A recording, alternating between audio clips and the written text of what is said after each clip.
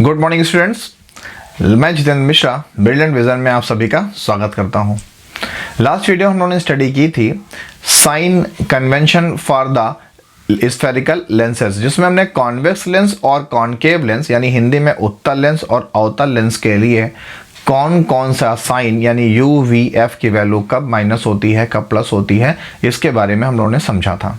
अगर वीडियो आपने नहीं देखा है तो मैंने आई बटन में लिंक दे दिया है, आप जाकर वहां देख लीजिएगा।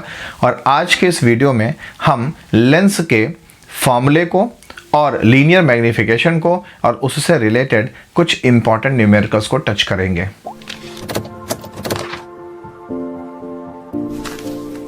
तो बात करते हैं लेंस फार्मूला की। लेंस फार्मूला ये वो फार्मूला होता है, चाहे आप इसको हिंदी में बोलिए, हिंदी में आप इसको लेंस सूत्र कह सकते हैं और इंग्लिश में इसको आप लेंस फार्मूला कह सकते हैं, भाई कोई खास डिफरेंस नहीं होता। तो लेंस फार्मूला होता क्या है? इट इज द रिलेशन यानी ये संबंध होता है between distance of object, clear, image and focus, यानी कि u distance of object, v distance of image और f डिस्टेंस ऑफ फोकस, इनके बीच के रिलेशन को जिस भी फॉर्मूले से हम शो करते हैं उसी फॉर्मूले को हम लेंस फार्मूला कहते हैं। और ये फार्मूला होता है 1/f = 1/v - 1/u। क्लियर? तो इस फार्मूले के अकॉर्डिंग हम इसके न्यूमेरिकल्स को भी सॉल्व कर सकते हैं। तो यहाँ पर f क्या है? f है distance of focus, distance of focus जिसको हम फोकल लेंथ भी कह सकते हैं, हिंदी में फोकस दूरी। u क्या है? डिस्टेंस ऑफ ऑब्जेक्ट है, यानी हिंदी में वस्तु की दूरी u से दिखाते हैं। और v क्या है? डिस्टेंस ऑफ इमेज है, जिसको हम प्रतिबिंब की दूरी कहते हैं, इसको हम v से शो करते हैं। अब हम समझते हैं कि लीनियर मैग्निफिकेशन यानी हिंदी में रेखीय आवर्धन क्या होता है। तो अगर हम लीनियर मैग्निफिकेशन की बात करें, लीनियर मैग्निफिकेशन इसको हिंदी में बोलते हैं रेखीय आवर्धन।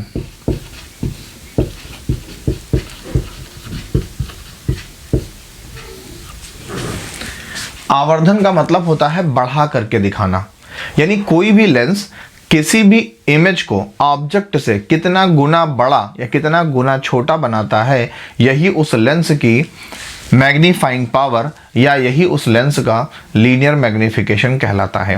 वो हो गया पावर कि कितना गुना बड़ा या कितने टाइम्स छोटा कर रहा है, ये पावर हो गई। तो लीनियर मैग्निफिकेशन क्या होता है? तो इट इज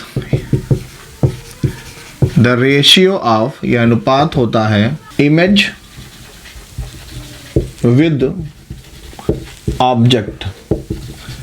यानी हम कह सकते हैं, स्पेलिंग देख लीजिएगा, स्पेलिंग कहीं मिस्टेक हो सकती है, कि जो लीनियर मैग्निफिकेशन होता है यानी m जो होता है ये क्या होता है?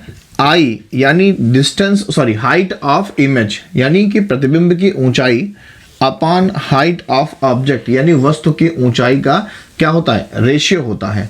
इसीलिए इसको हम क्या बोलते हैं? Linear magnification. तो अगर डेफिनेशन के फॉर्म में हम कहना चाहें तो हम कह सकते हैं कि linear magnification is the ratio of height of image with height of object, यानी हिंदी में प्रतिबिंब की ऊंचाई और वस्तु की ऊंचाई के अनुपात को हम रेखीय आवर्धन कहते हैं। और अगर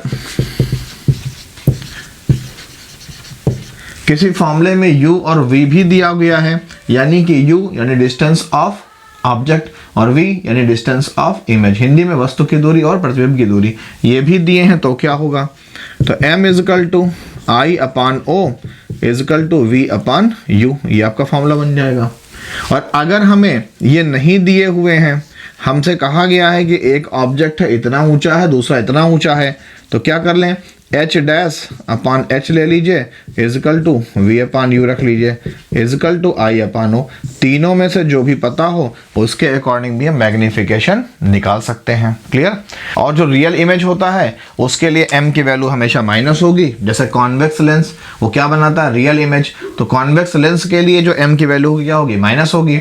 और वर्चुअल इमेज ये कौन बनाता है, ये बनाता है कॉनकेव लेंस, तो कॉनकेव लेंस के लिए m की वैल्यू क्या होगी, प्लस होगी। क्यों, कॉनकेव लेंस यानी अवतल लेंस क्या बनाता है, ये आभासी प्रतिबिंब बनाता है, तो m की वैल्यू माइनस हो जाएगी, m की वैल्यू प्लस हो जाएगी।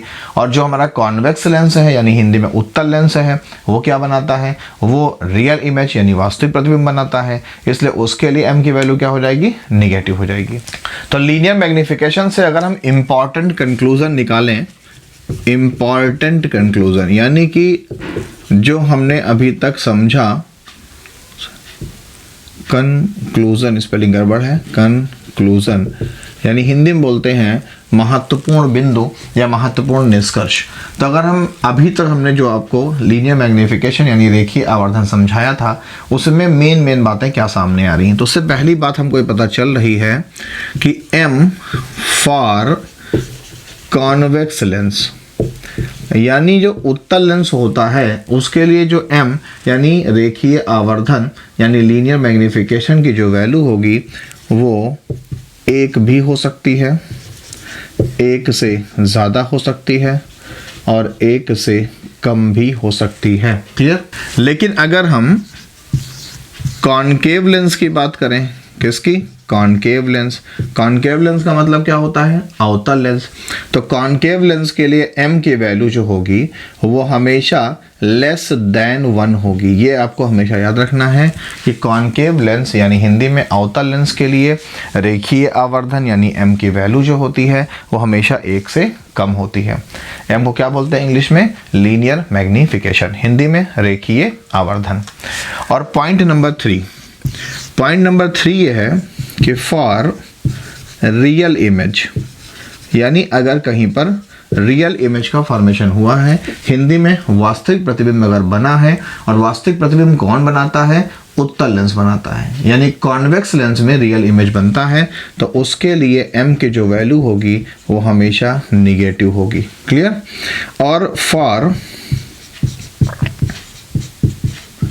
वर्चुअल इमेज यानी अगर जो इमेज बना है वो वर्चुअल है, हिंदी में आभासी प्रतिबिंब है, तो उसके लिए m की वैल्यू कैसी होगी, पॉजिटिव होगी। और आभासी प्रतिबिंब यानी वर्चुअल इमेज का फॉर्मेशन कौन करता है, तो ये करता है कॉनकेव लेंस यानी अवतल लेंस। क्लियर। अब हम समझते हैं कि पावर ऑफ लेंस क्या होता है या लेंस की पावर क्या होती है, जिसको हम P से शो करते हैं, और ये आपसे बहुत पूछा जाता है, इसके न्यूमेरिकल भी आपसे पूछे जाते हैं। तो अगर हम पावर ऑफ लेंस की बात करें यानी हिंदी में बोलते हैं लेंस की क्षमता, तो पावर ऑफ लेंस हिंदी में लेंस की क्षमता। तो पहले हम डेफिनेशन की बात करते हैं। It is the ability of lens to converge or diverge light falling on it। यानी किसी भी लेंस की जो पावर होती है यानी जो लेंस की क्षमता होती है वो उसकी एबिलिटी है, उसकी योग्यता है कि वो अपने ऊपर गिरने वाली लाइट को डाइवर्ज करता है कि कन्वर्ज करता है। अगर कॉन्वेक्स लेंस है तो क्या करेगा, अपने ऊपर आने वाली सारी लाइट्स को एक प्लेस पर कन्वर्ज कर देगा। और अगर आपका कॉनकेव लेंस है जिसको हिंदी में बोलते हो अवतल लेंस, तो क्या करेगा, अपने ऊपर आने वाली लाइट्स को डाइवर्ज कर देगी। तो ये हो गई इसकी पावर। अब अगर हम फॉर्मूले के अकॉर्डिंग डेफिनेशन की बात करें तो ये था डेफिनेशन नंबर 1 यानी पहली परिभाषा थी। दूसरी परिभाषा, पहली डेफिनेशन फिर समझ लीजिएगा कि कोई भी लेंस अपने ऊपर गिरने वाली पूरी लाइट के किरणों को कितना डाइवर्ज करती है या कितना कन्वर्ज करती है, इसी को हम उसका क्या बोलते हैं, लेंस की पावर यानी लेंस की क्षमता बोलते हैं। यानी हिंदी में किसी भी लेंस द्वारा अपने ऊपर आपतित प्रकाश की किरणों को अपसरित यानी एक बिंदु पर मिला देना या अभिसरित यानी फैला देना करने की जो पावर होती है उसको उसकी हम लेंस की क्षमता यानी पावर ऑफ लेंस कहते हैं। डेफिनेशन की अगर हम बात करें तो it is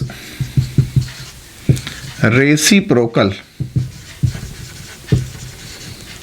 of focal length, यानी हम कह सकते हैं कि the power of any lens is reciprocal to its focal length.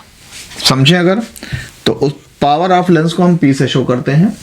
तो किसी भी लेंस की जो पावर होती है वो उस लेंस के फोकल लेंथ के रेसिप्रोकल यानी हिंदी में व्युत्क्रमानुपाती होती है। यानी कि अगर पावर यानी फोकल लेंथ बढ़ेगा तो पावर घटेगी, फोकल लेंथ घटेगा तो पावर बढ़ेगी। और ये फॉर्मूला कब लगता है, जब हमारा F यानी फोकल लेंथ मीटर में हो तब। अगर सेंटीमीटर में दिए हैं तो P इजकल टू 1 मीटर में कितने सेंटीमीटर, 100, तो 100 अपॉन F बन जाएगा। और यहाँ पर अब F कैसा रहेगा, सेंटीमीटर में रहेगा। तो अगर किसी भी क्वेश्चन में आपसे पावर पूछी गई है तो सबसे पहले ध्यान दो कि फोकल लेंथ किस में दिए हैं। अगर फोकल लेंथ मीटर में दिए हैं तो P is equal to 1 upon F फॉर्मूले को आपको लगाना है। अगर हमारी फोकल लेंथ यानी हिंदी में फोकस दूरी को सेंटीमीटर में दिए हैं तो P is equal to 100 upon F, इस फॉर्मूले से हमें उसको सॉल्व करना है। और इसका जो यूनिट होता है हिंदी में, जो मात्रक होता है वो D होता है। D मीन डायोप्टर, याद रखिएगा डायोप्टर, ये इसका यूनिट है। यानी किसी भी लेंस की पावर को हम डायोप्टर में मेजर करते हैं, 1 डायोप्टर, 2 डायोप्टर, 3 डायोप्टर, और उसको हम D से शो करते हैं। चाहे आप हिंदी मीडियम में स्टूडेंट हो चाहे इंग्लिश मीडियम में स्टूडेंट हो, डायोप्टर ही इसका मात्रक है, यानी डायोप्टर इसका यूनिट है। हिंदी में भी डायोप्टर और इंग्लिश में भी इसको डायोप्टर ही हम कहते हैं। क्लियर। तो इससे एक बात हमें समझ में आती है क्या, कि कोई भी ऐसा लेंस जिसका फोकल लेंथ यानी फोकस दूरी बहुत कम हो उसकी पावर बहुत ज़्यादा होगी। क्लियर। और जिस भी लेंस की फोकल लेंथ क्या होगी, ज़्यादा होगी, उसका जो पावर है वो कैसा होगा, कम होगा। क्यों, दोनों एक दूसरे के अपोजिट हैं। P बढ़ेगा, ध्यान दो, तो F घटेगा, F घटेगा तो P बढ़ेगा, F बढ़ेगा तो P घटेगा, उल्टा रिलेशन है। क्लियर। तो कभी भी अगर एग्जाम में हमें क्या दिया हो, फोकल लेंथ दी हो, पावर पूछी जाए तो हम फॉर्मूले से भी निकाल सकते हैं। गेस करने के लिए कहा जाए तो हम बता देंगे कि मान लो 4 ऑप्शन हैं, चारों ऑप्शन में जिसका भी फोकल लेंथ यानी हिंदी में फोकस दूरी कम दिए हों, समझो उसकी पावर ज़्यादा है, और जिसकी फोकस दूरी ज़्यादा दिए हों उसका पावर कैसा होगा, कम होगा। अगर हम कॉन्वेक्स लेंस की बात करें, किसकी, कॉन्वेक्स लेंस की, तो कॉन्वेक्स लेंस के लिए P की वैल्यू हमेशा प्लस होती है। याद रखिएगा, हिंदी में जो लेंस की क्षमता P होती है वो हमेशा पॉजिटिव होती है, और जो हमारा कॉनकेव लेंस होता है, हिंदी में बोलते हैं अवतल लेंस, उसके लिए P की वैल्यू हमेशा निगेटिव होती है। ये आपको लर्न करना है, और दोनों में से जो भी डेफिनेशन आपको ईजी लगे उस डेफिनेशन को आप याद कर सकते हैं। अब अगर हम इनमें से 1-2 न्यूमेरिकल देखना चाहें शॉर्ट में, बल्कि इनके न्यूमेरिकल्स हमेशा वेरी शॉर्ट्स में आते हैं, तो 1-2 न्यूमेरिकल भी आपको ओरली समझा देते हैं।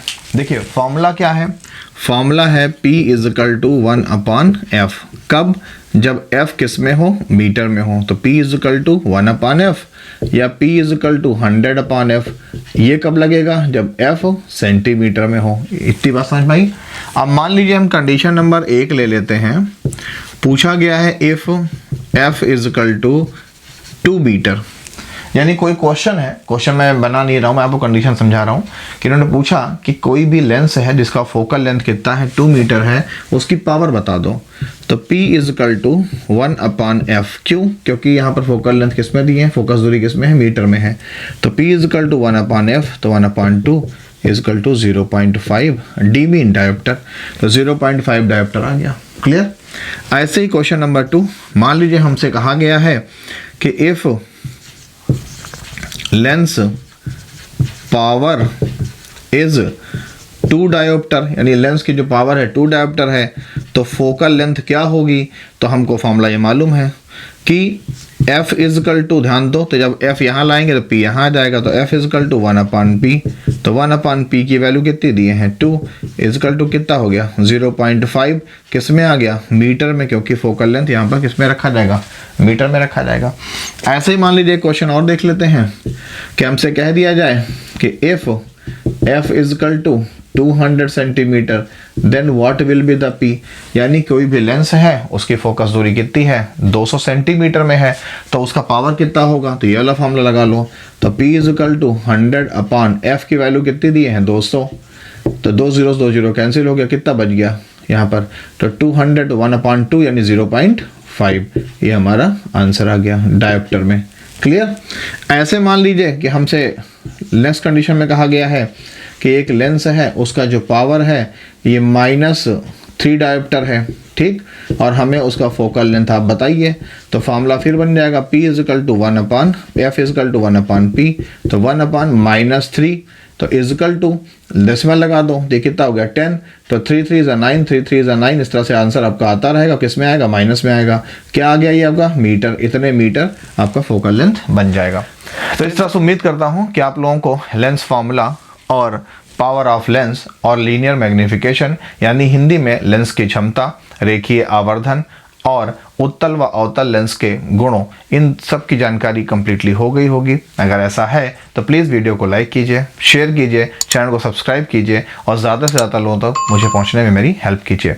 मिलते हैं नेक्स्ट डे किसी नए टॉपिक के साथ, तब तक देखते रहिए ब्रिलियंट विजन।